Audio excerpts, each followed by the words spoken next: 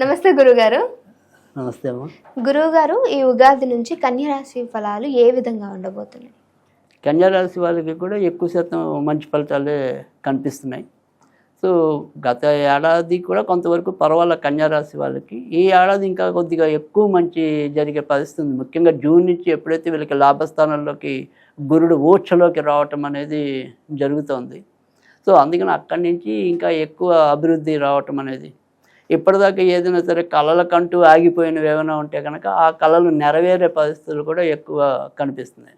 అయితే ఈ ఏదైనప్పటికీ కూడా ఈ కన్యారాశి వాళ్ళు ఈ సంవత్సరం ఇంకా అద్భుతమైన ఫలితాలు పొందాలంటే కనుక డైమండ్ పెట్టుకున్నట్టయితే కనుక చాలా మంచి ఫలితాలు రావటం అనేది ఉంటుంది.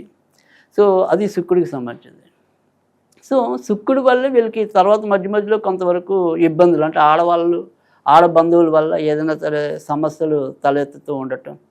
సో మనం పనిచేసే చోటైనా సరే ఆడవాళ్ళు ఉంటే కనుక వాళ్ళు మన ఏదైనా సరే కొంత ఇబ్బంది పెట్టే పరిస్థితులు రావటం ఉంటాయి. సో అందుకని అలాంటి ఉపద్రవాల నుంచి బయటపడడానికి కూడా ఈ డైమండ్ పెట్టుకుంటే మంచి జరగటం అనేది ఉంటుంది.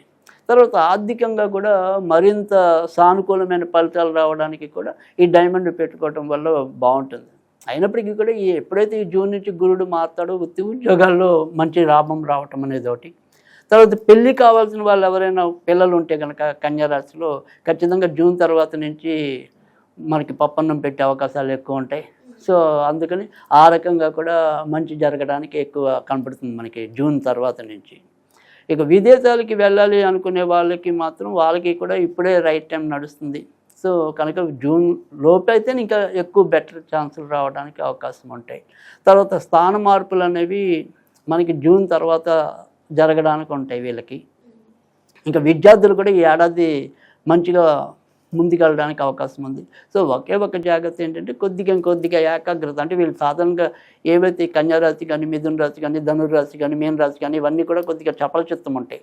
అంటే వీళ్ళకి ఎప్పుడు కూడా రెండు రకాల ఆలోచనలు ఎక్కువ వస్తుంటాయి. ఒక దాని మీద కొద్దిగా ఫోకస్ తక్కువ ఉంటుంది. సో అందుకని ఆ రకమైన ఇబ్బంది దాన్ని కనుక వీళ్ళు అధిగమిస్తే కనుక చాలా చక్కటి మంచి ఫలితాలతో వీళ్ళు ముందుకు రావడానికి ఉంటుంది. అదొక్క జాగ్రత్త వీళ్ళు తీసుకున్నట్టయితే కనుక చాలా చక్కటి ఫలితాలు వస్తాయి. సో కన్యారాశి వాళ్ళు ఇంకా మరింత మంచి పొందడానికి మనం డైమండ్ అనేది ఎలాగో చెప్పాము. అయితే డైమండ్కి మారుగా ఏంటంటే మామూలుగా మోనిసన్నైట్ అని ఉంటుంది, అంటే ఉపజాతి. సో అది మనం ఏదైనా సరే హారం రూపంలో వేసుకున్న, బ్రాస్లెట్ రూపంలో వేసుకున్నా, అలా వేసుకున్నా కూడా మంచి వాళ్ళకి. ఇప్పుడు డైమండ్ ప్రతి ఒక్కరికి కొంతమందికి ఏమంటాం బడ్జెట్. సో ఆ రకంగా కూడా మనం ఈ రకంగా మోనిసన్నైట్ వేసుకున్నప్పటికీ కూడా మంచి ఫలితాలు రావడానికి ఉంటాయి. ఓకే, ఈ రాశి వారు కెంపుని ఏ సమయంలో ధరించాలి, ఏ వేలుకి ధరించాలి అంటారు? రైట్, అంటే ఇక్కడ కెంపు కాదు, మళ్ళీ వజ్రం అనేది వీళ్ళు ధరించాలి. సో ఏదైనప్పటికీ కూడా కన్యారాశి వాళ్ళు వజ్రం లేదా మోనిసన్నైట్ అనేది మనం చెప్పాం. సో ఇది ఎప్పుడైనా సరే శుక్రవారం నాడు పెట్టుకోవడం వల్ల చాలా మంచి ఫలితాలు వస్తాయి. లక్ష్మీదేవికి పూజ చేసి ధరించడం వల్ల కూడా ఇంకా మంచి పెరగటం అనేది ఉంటుంది. తర్వాత మనం ఏంటంటే ఈ కన్యారాశి విషయంలో ఒకటి మనం జాగ్రత్త పడాల్సింది ఏంటంటే, ఇంతకు మనం చెప్పుకున్న ఆడబంధువుల విషయంలో జాగ్రత్త పడటం అనేది. అయితే ఇక్కడ ఆడబంధువులు అనే విషయంలోకి వచ్చేప్పటికి ఏంటంటే, సరే పని చేసే చోట వాళ్ళు ఒకసారి మన ఇబ్బంది పెడతారు, ఇలాంటివి మనం ఎలాగో చెప్పుకున్నాం. కానీ సొంత బంధువుల్లో కూడా, అంటే చెల్లెళ్ళు అవ్వచ్చు, అక్కలు అవ్వచ్చు, లేదా భార్య తరపు అవ్వచ్చు, ఎవరైనా సరే అది ఇంటా బయట ఏ ఆడవాళ్ళు అయినప్పటికీ కూడా ఆడవాళ్ళ విషయంలో మనం మధ్యవర్తిత్వం చేయటం, అంటే మనం ఏమంటే హామీగా ఉండటం అనుకోండి, లేదా వాళ్ళ తరపున మనం వకాల్తా పుచ్చుకోవటం అనుకోండి, అవి మనకి ఈ ఏడాది కొంత వ్యతిరేక ఫలితాలు ఇస్తాయి.